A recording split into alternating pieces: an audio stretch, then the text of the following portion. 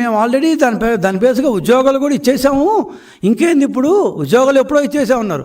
అదేంటది last time మేము చెప్పాం కదా దీంట్లో తప్పులు ఉన్నాయంటే మేము ఉద్యోగాలు ఇచ్చేసామన్నారు. లేదు మెయిన్స్ రద్దు చేయండి అంటే అన్నీ తెలిసిన గౌతమ్ సవాంగ్ ఏం చేసేది తెలుసా? ఏపీపీఎస్సీ చైర్మన్గా అప్పీల్కి వెళ్ళాడు.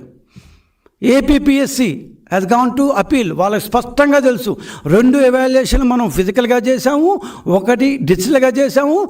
డిజిటల్గా చేయకూడదని కోర్టు చెప్పింది, ఒకే మాన్యువల్ ఎవాల్యుయేషన్ చేయమని చెప్పింది. మనం 2 చేసాము, 1 హైలాండ్లో చేసాము, 1 ఏపీపీఎస్సీ ఆఫీస్లో చేసాము. ఇలా చేయకూడదు, కోర్టు మొత్తాన్ని రద్దు చేసింది. ఇవన్నీ తెలిసినా కూడా కోర్టు అప్పీల్కి వెళ్ళాడు. పైగా మేము అసలు హైలాండ్లో ఏమీ చేయలేదని కోర్టుకు అబద్ధం చెప్పాడు. దీంట్లో నేరం ఎవరిది? దీంట్లో మనం సిఐడి కస్టడీలోకి తీసుకొని నిర్ధారించాల్సిన అవసరమే కనపట్లేదు నాకైతే. ఖచ్చితంగా Gautam Sawang has erred. Not only it is a crime.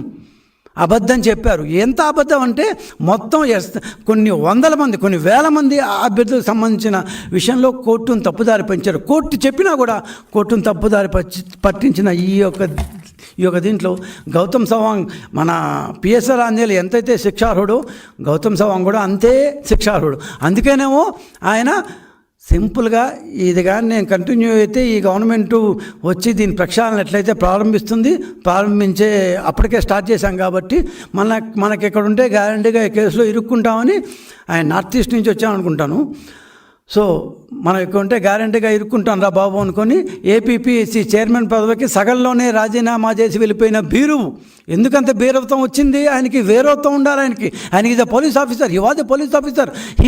He was a chairman of APPSC, ఒక రాజ్యాంగబద్ధ సంస్థ. వీరత్వం ఉండాల్సిన చోట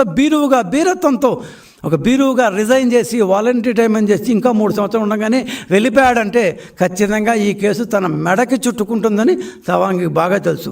ఈరోజు తెలుగుదేశం పార్టీ చెప్తోంది ఈ కేసులో గౌతమ్ సవాంగ్ కూడా పాత్ర ఉంది.